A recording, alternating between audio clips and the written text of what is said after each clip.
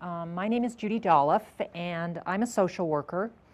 And I worked for a number of years here in the senior clinic, where I think many of you have your family member coming for their care. I have taught this class a number of times, and I think it's really phenomenal material, and I really do believe that you will feel better at the end of the 5 weeks than you do sitting here today. Working with family members with dementia has really been kind of a passion of mine, and it's something I've done for a really long time, and it's just something that I find a lot of fulfillment in, because I think having some knowledge and understanding what you're dealing with really is so helpful when you go back home and try these things with your family member. And I really do think that at the end of the 5 weeks you'll be feeling like, wow, this isn't quite so bad. What I'd like to do is kind of go around the room and just kind of take a couple of minutes and maybe answer some of these questions, who you're caring for, and what kind of propelled you into the class and what you hope to get out of it, and if there's something you're finding particularly challenging about your situation, and if you feel comfortable sharing that with everybody, you might want to do that. So, Teresa, maybe you would feel like filling in some of the blanks, like, what are some of the challenges you guys think you're facing, and why did you want to take a class, and what do you hope to get out of this?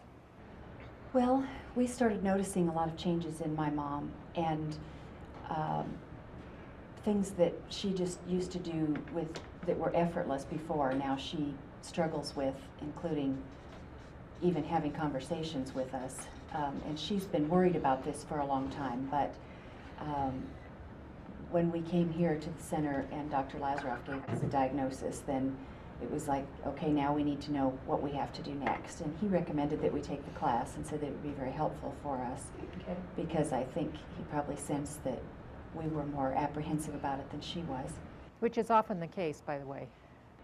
Yeah, I thought that might be the case. And my mom's mother died of Alzheimer's, and so she knows what to expect, and we've been worried about what to expect. But a lot of things, personally, what I'm facing is just denial of how we're going to deal with everything. And for her, the loss of independence, that she's been able to take care of everything for everybody for so long, and now she doesn't seem to know how to do very simple little things. So that's really troubling for us. Very good. Pete, anything you want to add to that? Now I cook, and I do all the cooking at home, and I get a little nervous at some of the things that she does. She still drives, and that makes me nervous. Okay. And I hate to be a side seat driver, but she does get irritated when I point out something that she's doing wrong. So I need to know how to do that better than I'm doing it now, okay, without getting her irritated. But I've also found that in her condition, she gets irritated a little bit easier than she did before. Okay. Kim? My mother-in-law has been diagnosed with early Alzheimer's, and she lives with us and has for many years. But a lot of the first things that came out were, forgetting her medicines, or not remembering when she took them, or if she did. Now we're into, she can't cook or anything like that. We don't let her cook anymore because she can't remember how to cook. And she doesn't drive, hasn't for a long time. And we're getting into probably more the middle part of the Alzheimer's with her. So we see more agitation. So I'd like to know some ways to get around this without me getting so frustrated and my husband getting so frustrated. So we just have a lot of things I would like to learn. Okay, great, thanks. Kathy? It's my mother. She was formally diagnosed in February. Okay. But I've noticed a lot of changes in the last 3 or 4 years. But I couldn't get anybody else to realize there was something wrong. And last summer she turned 84, and it was time to get her driver's license renewed. We go to the driver's license office, and the gal was just asking her simple questions, and she can't even get her address straight. So that was my way of getting my mother to quit driving. Because they said, well, you'll have to go to the doctor and get a driving test. And she said, nope, I'm not going to do that. Wow. So that was our way. Oh, it was wonderful. It was like, oh, thank God. It's like, I don't have to take it away from her. But it's been a struggle because she lives with me. And the biggest things I've noticed is she has a lot of hallucinations. and they're usually bad ones. I mean, it's like my father and her had a very rocky marriage, I guess you could say. So she's living things from the past, and seems like it's getting a little bit further back in the past now.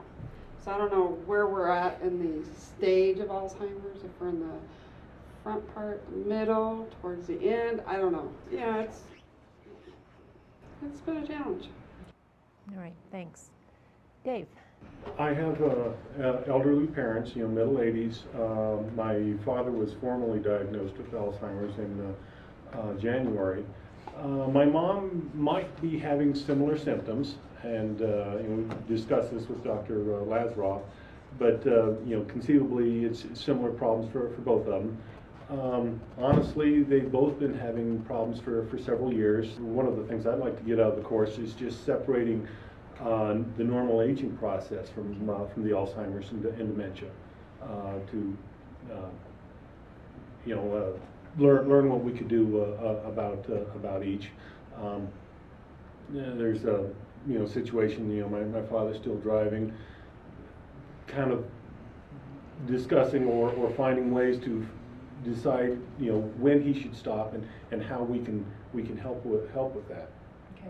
Yeah, and unfortunately, just because you have one parent that has this doesn't mean you can't have two parents. It would be nice if there was a rule that you'd only have one parent, but it doesn't work out that way. Okay, and let's see, Pat, you and Dave belong together, right? And anything else you want to add? My main focus for coming was more to be a support person for my husband now as a caregiver, and Sure. I mean, a lot of things are shared with me, and I'm not quite sure how to provide kind of the support to him, working through some of the issues and decisions that are going on. Well, I just want to say that the spouses that came tonight, you get extra bonus points for coming because, even though it's not your parent, it obviously affects you, and it has an impact on your life. So that's really great that you're here. Lee. Oh, I'm here. I'm going through this a second time. I went through this with my father, been a caregiver for 10 years. My father passed away 4 years ago at 89. My mother is now 88, and the signs have been coming along for a while. And I'm at a point where, like everyone else, when do you step in if you've got the power of attorney to do this, to do that? And she wants to be extremely independent. I find her extremely more difficult than my father. And so, we go around. Was she always more difficult than your dad? Yes, she's always been a very strong personality. Funny how that doesn't go away. No, it doesn't. Yeah. And does your mom live with you? No, we're just a few blocks away from each other, thank God for that. Okay. But like everyone else, she can't cook. She has a congestive heart, diabetes, sleep apnea. So there's a lot to worry about. Yeah. So she's living alone? Yes.